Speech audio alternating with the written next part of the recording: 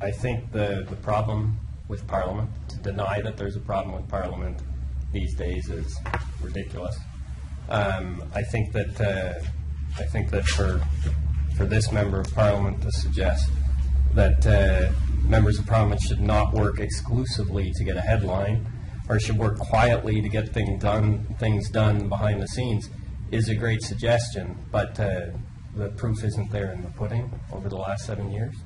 I think that the distrust of government that is there and the problems that are in Parliament originate in a belief that voters are incapable of digesting any message that cannot be condensed to 27 words, 9 seconds, and 3 ideas.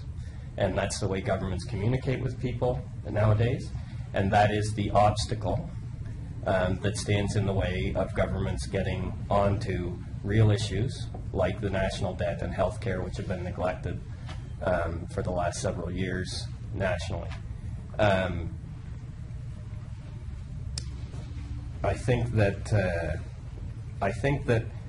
the problem we have had in Parliament over the last 5 or 6 years is that we have a minority government, which both in the elections leading up to its terms in office and in the negotiation period that comes with minority parliament after those elections, neither in the platforms that were put on the table in those elections nor in the legislative agenda that was adopted in those parliaments, we have never seen any reasonable, clear focus on any agenda.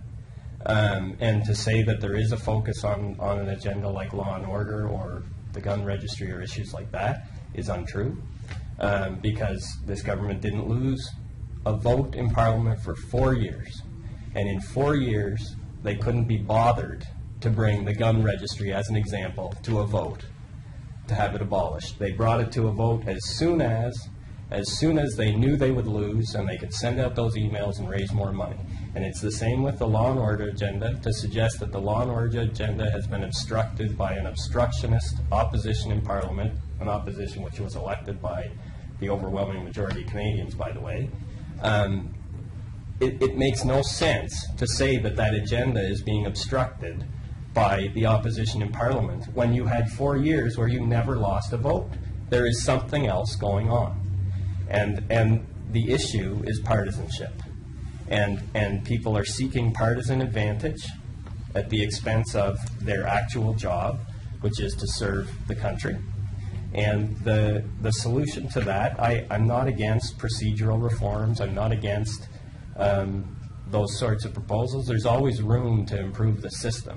But the real solution to what's going on in Parliament is for people across the country to find a way to elect that critical mass of members of Parliament. It doesn't need to be all 308, but we need a critical mass of people in Parliament who think that there is something more important to be done than to serve their partisan masters.